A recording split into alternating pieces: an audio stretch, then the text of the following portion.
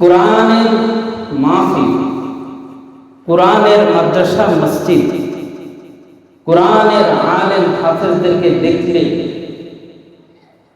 যাদের মায়া লাগে, কি লাগে? মায়া লাগে, মহব্বত লাগে, দিলে ভালো লাগে, বুঝবেন এই লোকটা ঈমানদার। সুবহানাল্লাহ বলেন। এটা ঈমানদারের একটি গুণ। আর যখনই কোনো মাহফিলের কথা শুনলে,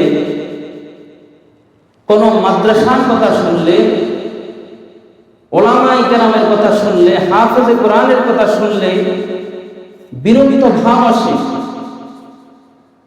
বুঝতে হবে এর দিলের মধ্যে নেফাকি আছে, এও নাস্তিকের খাদ্য পায়।